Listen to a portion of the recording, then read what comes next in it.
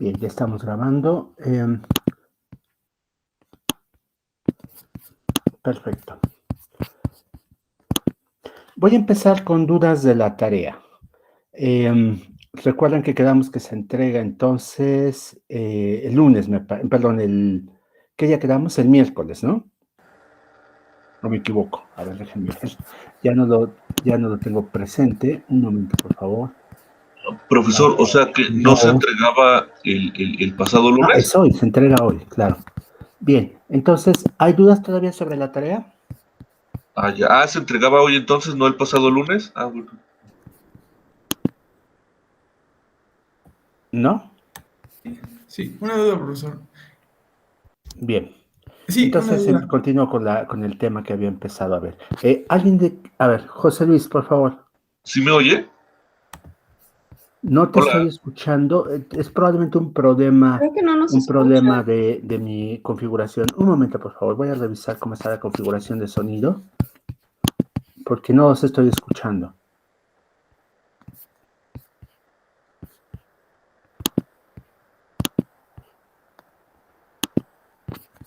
Front, left, front, right. Ahora sí. Adelante.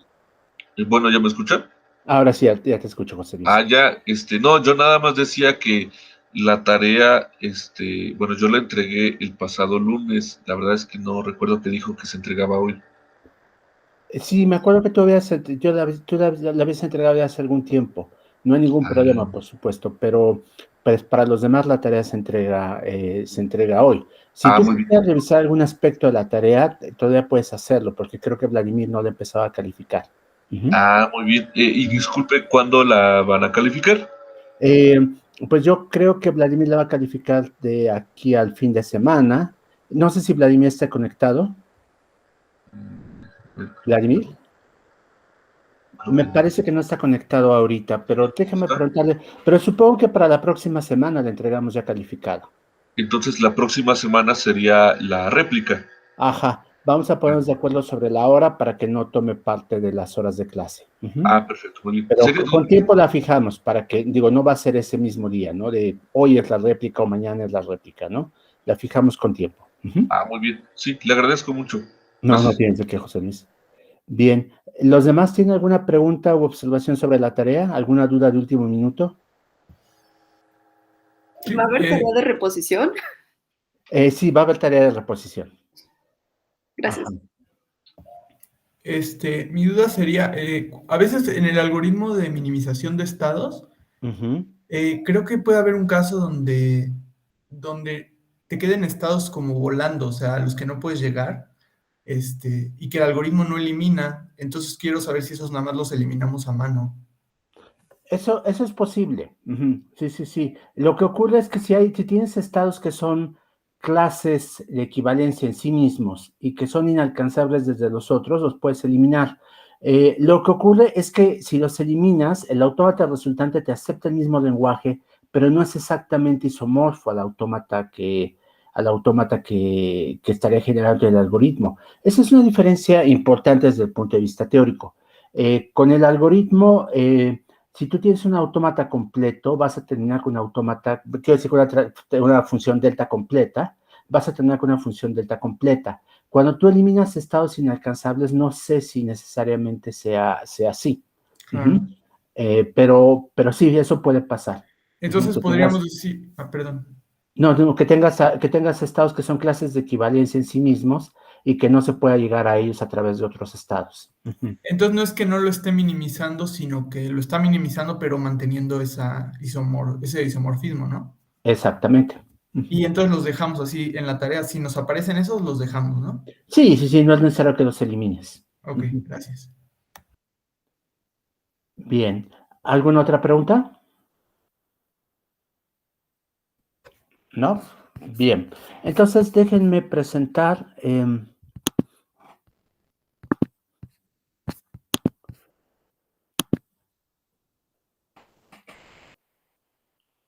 Bien. Habíamos visto el caso de la máquina de Turing con...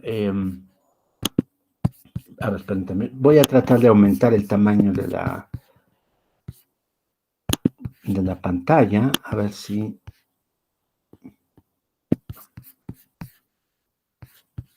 A ver si me permite...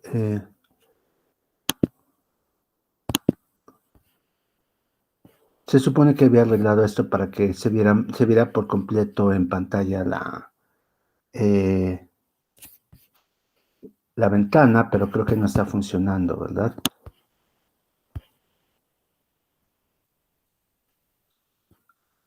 A ver, creo que eso es óptimo. Bien, bueno, entonces habíamos visto las máquinas con varias cintas. ¿Se acuerdan que estas máquinas lo que tienen es que, bueno, la máquina con 2 cintas, lo que hacíamos era marcar como posiciones separadas, las posiciones separadas más bien de la cabeza lector en cada una de las cintas, por medio de caracteres especiales a los que estábamos marcando con este acento circunflejo. Y que esto implicaba, pues, muchos estados transitorios en los que antes no existían, en los que la máquina lo que está haciendo simplemente es moverse de una dirección a otra para poder registrar en qué situación se encuentra. Y ya después que ya sabe qué caracteres está leyendo en cada cinta, lo que hace es decidir la transición y entonces aplica movimientos a la izquierda o a la derecha para poder hacerlo. Entonces, que era posible simular entonces 2 cintas con una sola cinta, y que si pueden simular 2 cintas, pues en realidad se pueden dar cuenta que se puede simular el número de cintas que sea. Lo cual quiere decir que una máquina de Turing con 2 cintas es simulable por una máquina de Turing con una sola cinta, con un número polinomial de operaciones adicionales. Esta parte no la voy a mostrar aquí, que es polinomial. Yo creo que si se dan cuenta, lo que va a ocurrir es que la tabla crece el número polinomial con respecto a la tabla original, porque ya tenemos estos estados intermedios que tienen que tomar en cuenta, pues, en qué posición estábamos, si el carácter de la primera cinta estaba a la izquierda o a la derecha de la otra, y eso implica acciones diferentes, pero pues simplemente se multiplica por la tabla original por un número de estados adicionales, más las combinaciones posibles, y con eso sale. Entonces, varias cintas es pues simplemente hacer lo mismo, pero para más de un caso. Cinta infinita en ambos sentidos, ese es algo que faltaba, que les dije que iba a ver. Eso es realmente muy simple. Si se dan cuenta, una cinta infinita, lo que hacemos es seleccionar posición arbitraria, digamos aquí está B. Y entonces doblamos la cinta, por decir de alguna manera, de esta forma. ¿Vean? Y entonces tenemos una máquina de Turing, así con 2 cintas, en las cuales uno solo de los caracteres estaría marcado, el inferior o el superior. Tenemos este símbolo que pues correspondería al punto donde elegimos doblar y que ahora va a ser el símbolo de inicio. Y entonces esto se vuelve una máquina de una sola cinta en la que va a pasar lo siguiente. Supongamos que nuestra posición actual es esta, la A. Entonces, cuando encontremos la instrucción que nos dice cómo reescribir, de movernos a la izquierda o a la derecha, reescribimos solo la A y dejamos la C como estaba. Y pues nos movemos en la dirección respectiva. Si es a la izquierda y el carácter es la A, nos vamos a la izquierda. Si es a la derecha, nos vamos a la derecha. En el caso de C, que sea el que haya que reescribir, entonces pues lo mismo, A no se tocaría, solo se reescribiría C, pero los movimientos se invierten de dirección. ¿Por qué? Pues por el hecho de que doblamos la cinta, entonces la dirección de la cinta se invirtió para esa mitad, y entonces ahora es lo que es a la izquierda va a ser derecho y viceversa. Entonces, ese es el único chiste. Nuevamente, las simulaciones en tiempo polinomial. Se dan cuenta que además esta no requiere tanto, porque solo hay que mantener una posición, entonces no es tanto problema lo que hay que hacer. El alfabeto simplemente se duplica porque ahora son pares ordenados. Bien. Ahora, las máquinas no deterministas son un caso distinto.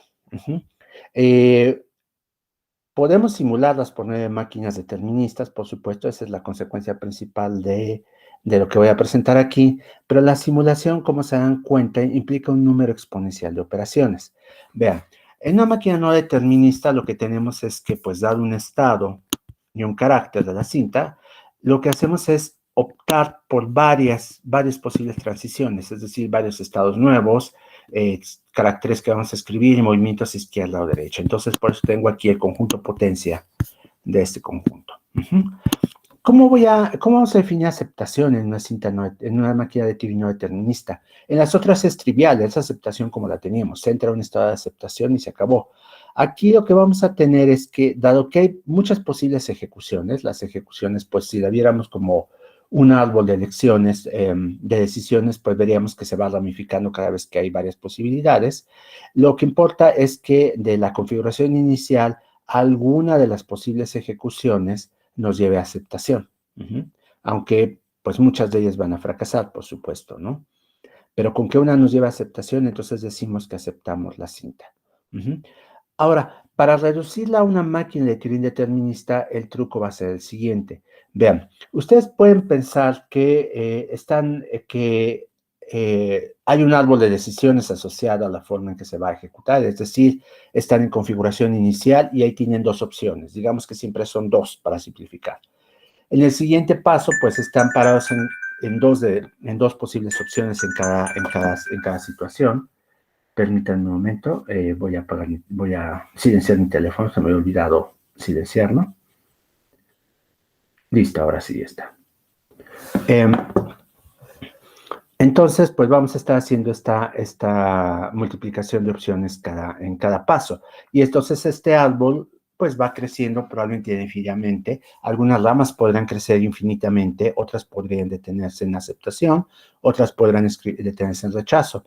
Lo que vamos a hacer es lo siguiente. Vamos a explorar este árbol utilizando un algoritmo tipo BFS. Es decir, vamos a explorar cada nivel del árbol a lo ancho. Y de esa manera nos aseguramos de lo siguiente. Primero, que si hay un estado de aceptar, una ejecución que nos lleva a aceptar, vamos a dar con ella. Y segundo, si hay una ejecución que nos lleve a un ciclo infinito, porque esa es una posibilidad, que nunca lleguemos a un estado de aceptación, entonces lo que vamos a tener aquí es que no vamos a quedarnos solo con esa ejecución, es decir, no vamos a seguir por un camino infinito, que es lo que nos pasaría si siguiéramos DFS. Escogemos una rama, la exploramos hasta el fondo no existe y nos quedamos atorados ahí. Al buscar vía BFS y explorar un nivel completo del árbol, entonces nos aseguramos que, claro, que la posición estará en algún nivel, la posición de aceptación estará en algún nivel, pues vamos a alcanzarla en algún punto. Suponiendo que no se pueda aceptar, lo que va a ocurrir es que si en un nivel dado todas las posibilidades nos llevaron al rechazo, vamos a rechazar. Eso es lo que tiene de ventaja este algoritmo. Ahora, este algoritmo es muy ineficiente, por supuesto. ¿Por qué razón? Pues porque significa explorar todas las posibilidades. Claro, para guiarnos en esta búsqueda que va a ser por niveles, vamos a hacer lo siguiente. Vamos a tener una máquina con 3 cintas. En la primera cinta vamos a conservar la entrada original para la máquina. ¿Por qué razón? Porque de esa manera lo que tenemos es que después de cada ejecución fallida, que nos lleve a rechazo, que no nos dé un resultado todavía, podemos recuperar la entrada original y explorarla vía otra rama del árbol. Entonces, por eso necesitamos conservar la entrada original.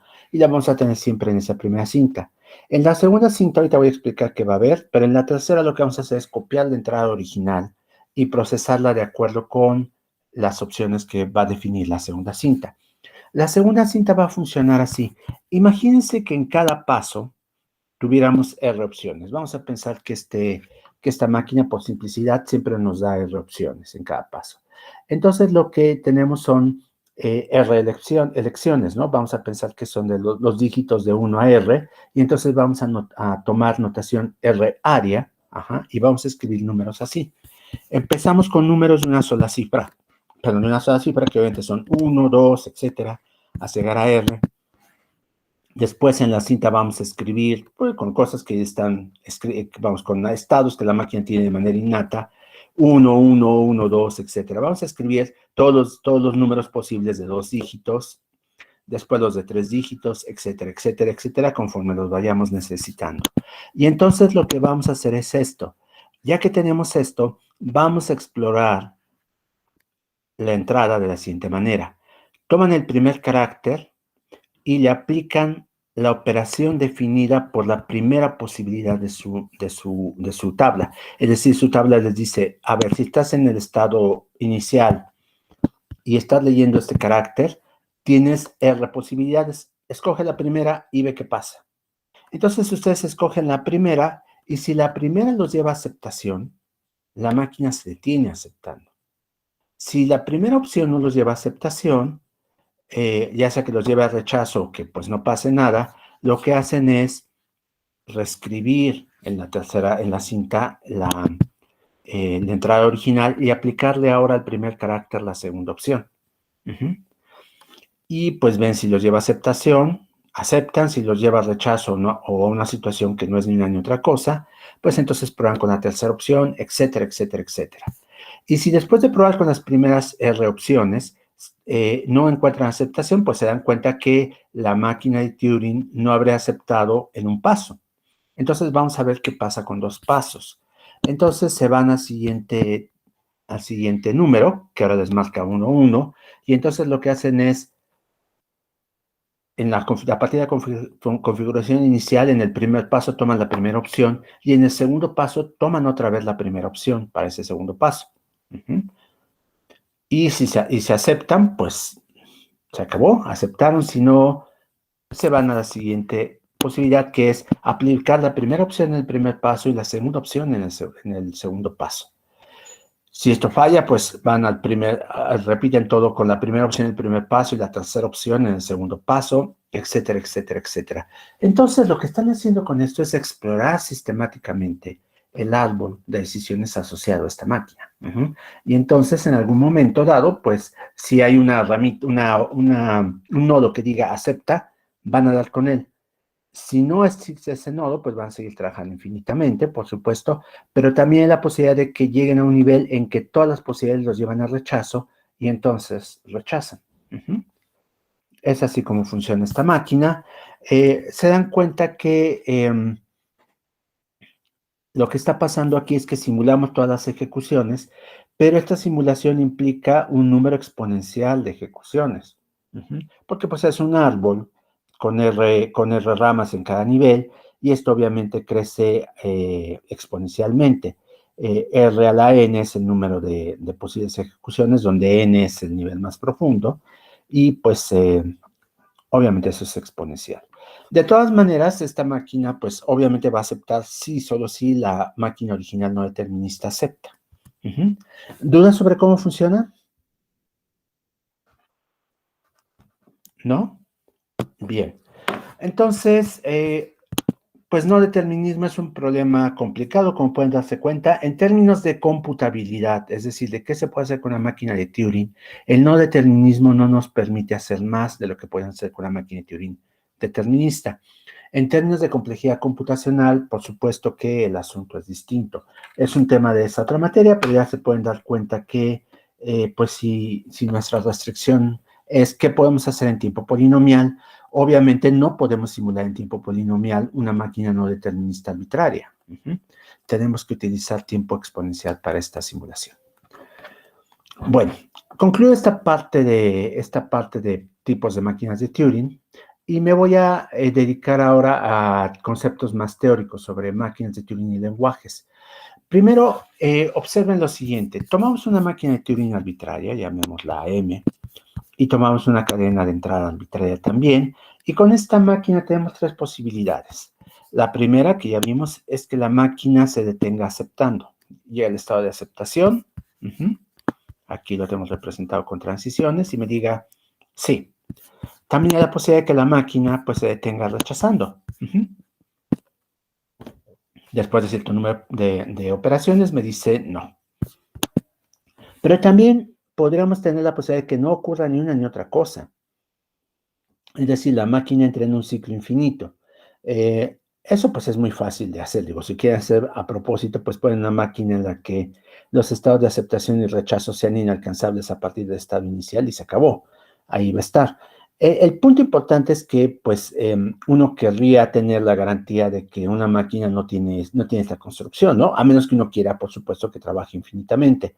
Pero la idea es que queremos construir máquinas que si van a decidir problemas, pues los decidan, ¿no? Nos digan sí o no al final. Bien, en caso de que tengamos una máquina así, que siempre se detiene, ya sea con aceptación o rechazo, vamos a decir que esa máquina es total.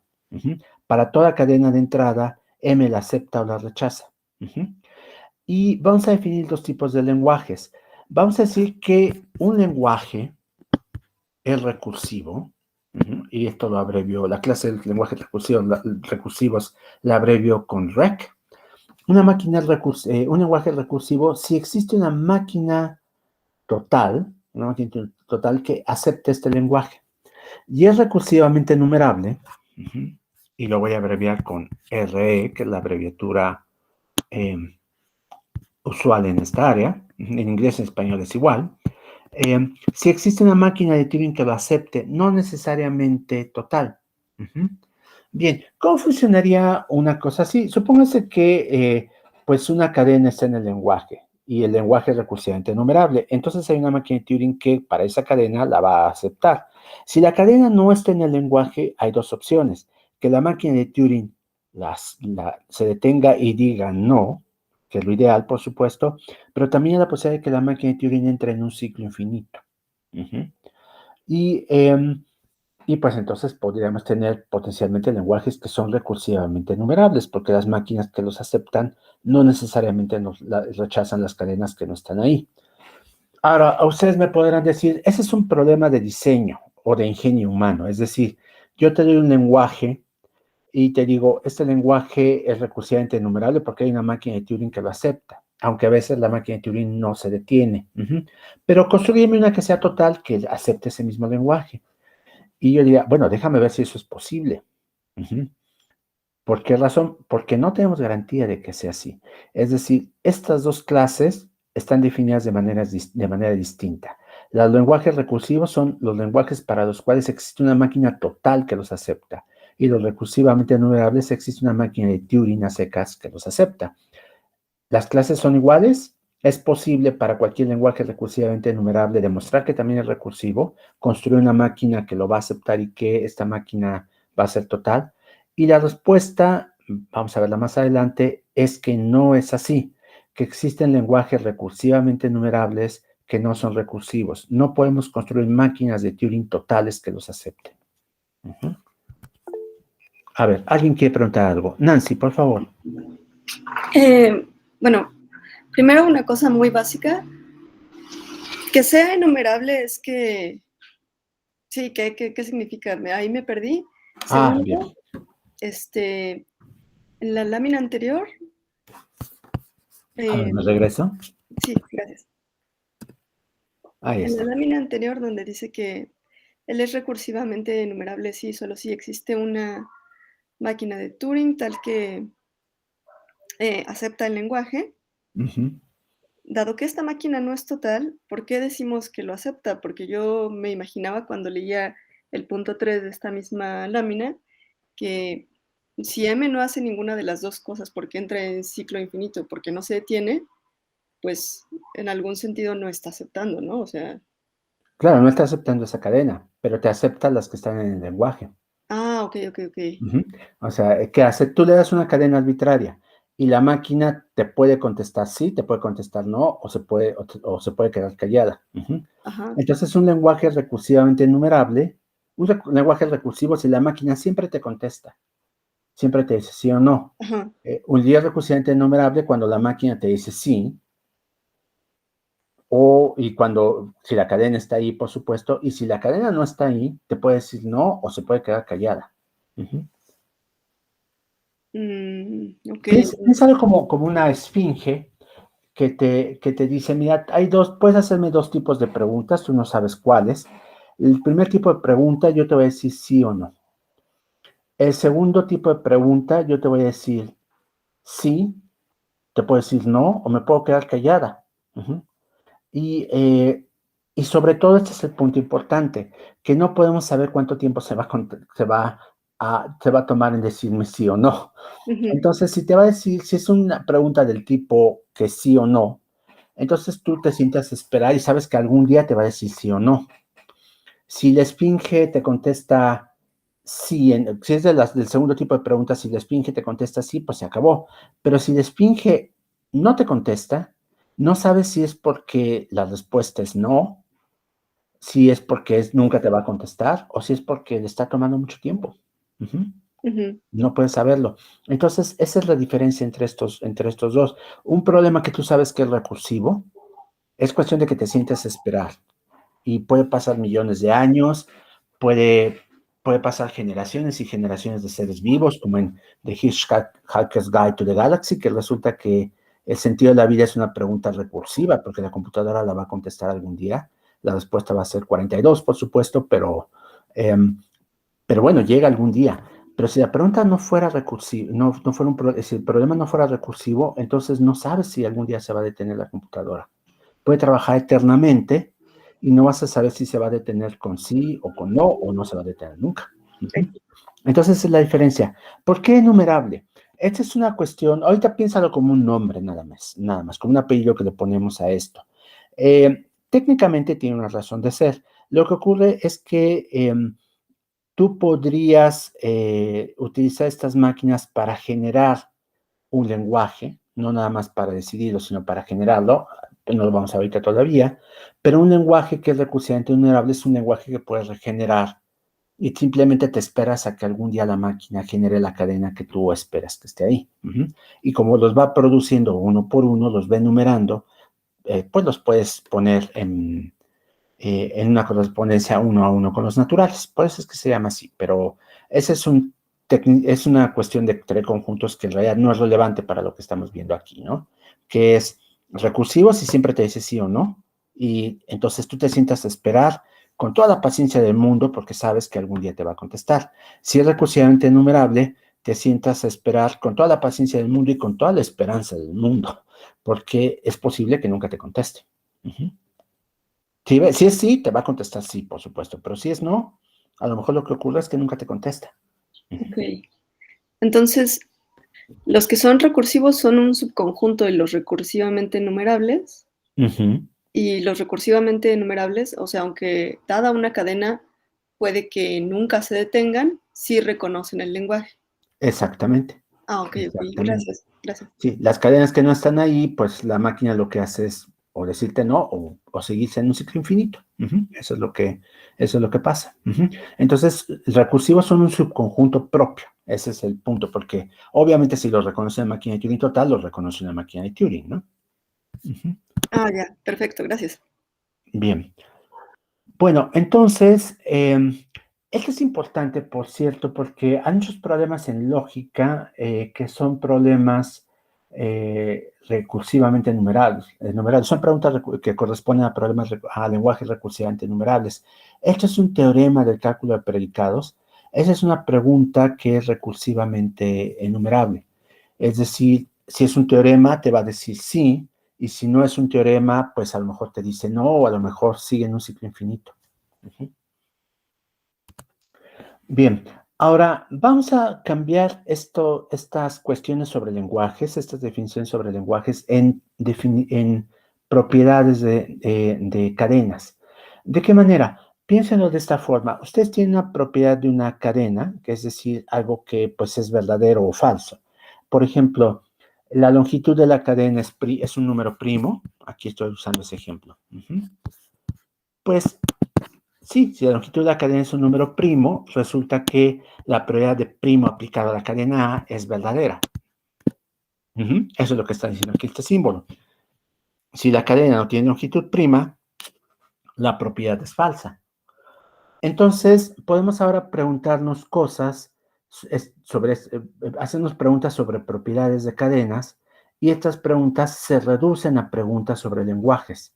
Vamos a decir que una propiedad P, arbitraria, como debe ser primo, por ejemplo, es decidible si el lenguaje de cadenas que cumplen la propiedad es recursivo. Primicidad, por cierto, es una propiedad recursiva. Es posible construir una máquina de Turing que, dada una cadena, nos va a contestar siempre si la cadena tiene longitud prima o no. Esa es una propiedad que es decidible. La propiedad es indecidible si resulta que el lenguaje formado por las cadenas que cumplen la propiedad no es recursivo. Y la propiedad es semidecidible si el lenguaje de cadenas que cumplen la propiedad es recursivamente numerable. Hay una dualidad entre decidible e indecidible, que pues está en el prefijo, por supuesto. Indecidible es la negación de decidible, y pues que se expresa acá en el hecho de que pongo un no, ¿se dan cuenta? Decidible si el lenguaje respectivo es recursivo, e indecidible si no es recursivo. Semidecidible no entra en esta dualidad. Es decir, ustedes podrían tener un lenguaje que sea indecidible y semidecidible a la vez.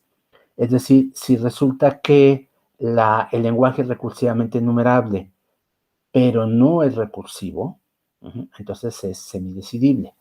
Y vamos a tener, por supuesto, lenguajes que no son ni siquiera semidecidibles. Esto en español sonaría horrible, ¿no? Insemidecidible, suena espantoso, ¿no? Entonces, por eso es que no pongo el término. En realidad, en cualquier lenguaje suena muy feo el agregar a una palabra con prefijo otro prefijo, pues hace que la palabra sea difícil de interpretar, pero vamos a tener lenguajes que ni siquiera son semidecidibles.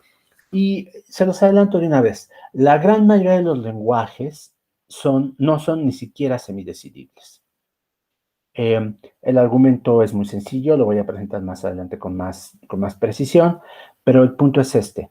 Las máquinas de Turing son mecanismos que se escriben de manera finita. Es posible describirlos utilizando un alfabeto. Entonces, la descripción de una máquina de Turing es una cadena finita en un alfabeto dado. Entonces, dado que el número de cadenas finitas en un alfabeto finito es numerable, es equivalente a los números naturales, entonces tenemos un número de máquinas de Turing numerable.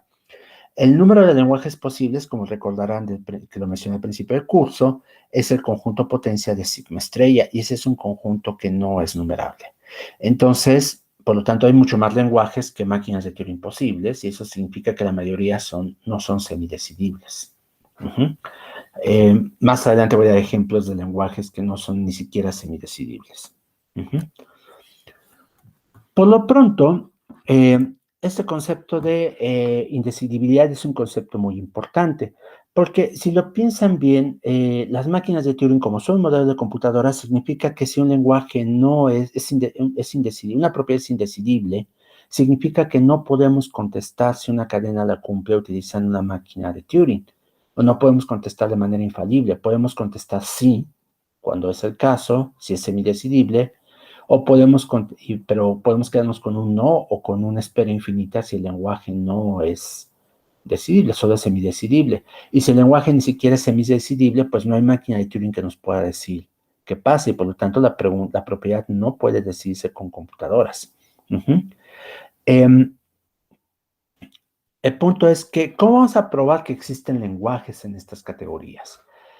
Lo vamos a hacer de la siguiente manera. Voy a utilizar un truco que los que han estudiado lógica matemática, lo suficiente como para conocer los teoremas de Gödel, van a darse cuenta que se parece un poco a lo que hace Gödel. Es un método de autorreferencia. Vamos a utilizar máquinas de Turing que van a tomar otras máquinas de Turing como entrada.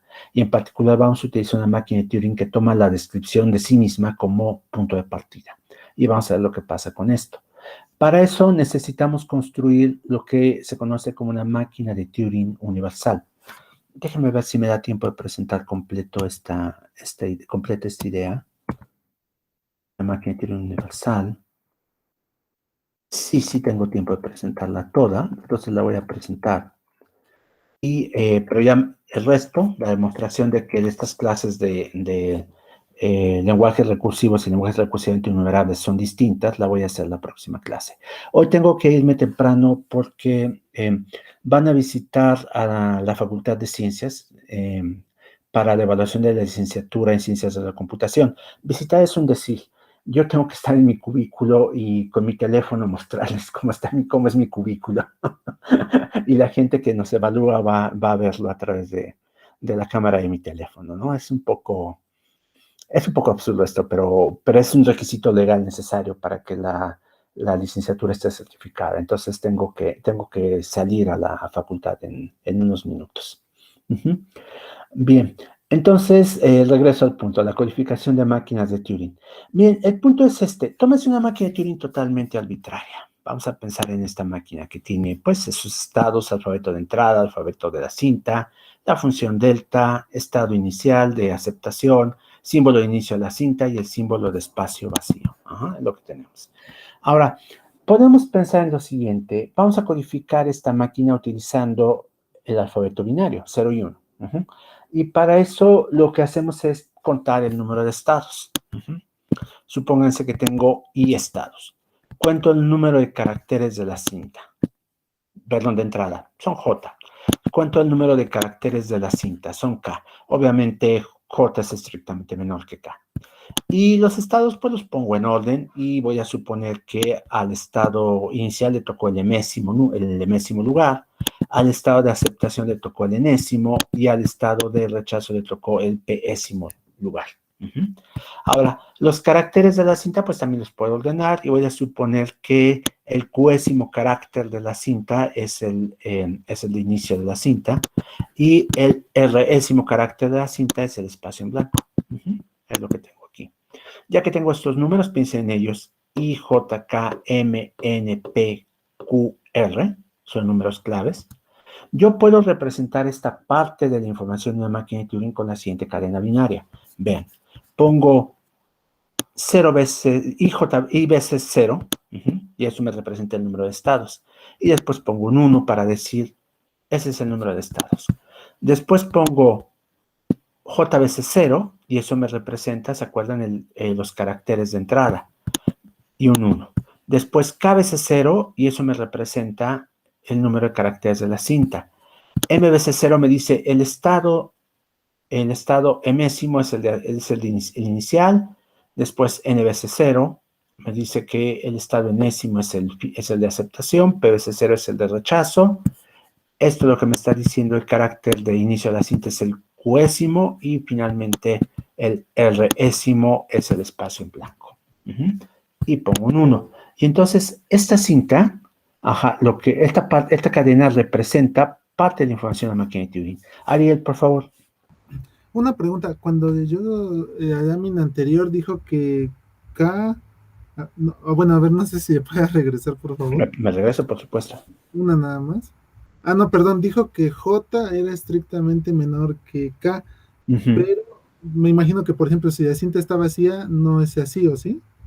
No, lo que tenemos, el punto es este, el alfabeto de la entrada no tiene que ver con la entrada específica que vas a recibir, sino del alfabeto de entrada. El alfabeto de entrada, acuérdate que siempre tiene menos caracteres que el alfabeto de la cinta, porque el alfabeto de la cinta incluye el símbolo de inicio, que no es parte de la entrada, y los espacios en blanco, que no pueden formar parte de la entrada. Entonces, por esa razón, J es estrictamente menor que K. Entonces, K representa, digamos, como el alfabeto de la cinta. El alfabeto de la cinta, es decir, son todos los símbolos que están en sigma, más al menos el de inicio de la cinta y el espacio en blanco. Ok, gracias. Por eso es que se da esa situación. Todavía no sé qué entrada va a recibir la máquina de Turing, eso lo codifico después, pero por lo pronto, esto me codifica toda esa información sobre la máquina de Turing. Ahora, vamos a suponer que queremos codificar también la tabla de transición, por supuesto, y la tabla de transición la puedo codificar con cadenas binarias de este estilo. Las cadenas binarias tendrían esta forma. Supónganse que estando en el estado uésimo y leyendo el carácter vésimo, ustedes transitan al estado wésimo y en la cinta escriben el carácter xésimo y se mueven a la derecha. Entonces, esta cadena representa esa transición. VS0, 1. VBS0, 1. WBS0, 1. XBS0, 1 y después 1, 0.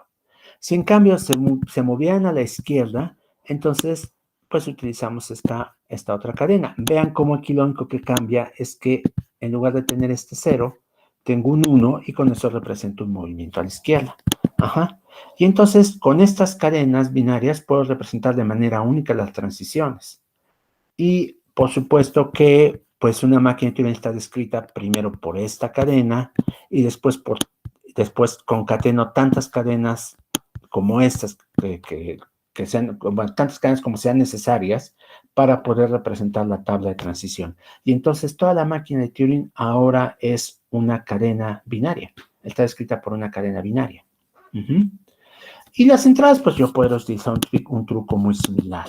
Dar un alfabeto de entrada o de la cinta arbitrario, digamos una cadena de este estilo, con el carácter A sub n sub 1, A sub n2, etcétera, etcétera, etcétera, pues la represento de esta manera. 0 veces n1, perdón, n1 veces 0, un 1, n2 veces 0, un 2, etcétera, y de esa manera también codifico la entrada en el alfabeto binario. Entonces, realmente me bastaría con el alfabeto binario para codificar cualquier máquina de Turing y cualquier entrada posible. Ese es el punto aquí. Y entonces, en este caso, lo que voy a hacer es lo siguiente. Si tengo una máquina de Turing M y tengo una entrada para esta máquina alfa, entonces yo voy a representar con M entre paréntesis angulares y alfa entre paréntesis angulares las codificaciones de la máquina M y la máquina alfa, siguiendo las convenciones que acabo de presentar. Y si quisiera, pues, ponerlo esto como una sola cadena, lo puedo hacer de la siguiente manera. Vean, lo que hago es poner este simbolito extra, que no es binario, pero que me permite, es un buen signo de puntuación, me permite distinguir entre la codificación de la máquina y la codificación de la entrada. Y en adelante, esto lo voy a leer como la codificación de la máquina A con la entrada, perdón, la máquina M con la entrada alfa. Bien, y me detengo aquí. Si hay preguntas, las contesto en este momento. Si no, el próximo miércoles seguimos. ¿Preguntas? ¿No? Bien, repasen esta parte. Lo que voy a presentar la próxima clase es las máquinas de Turing, la máquina de Turing universal, que lo que hace es aprovecharse del hecho de que es posible codificar una máquina arbitraria como una cadena binaria. Bien, pues muchas gracias. Voy a dejar de presentar y voy a también suspender la grabación. Ya está.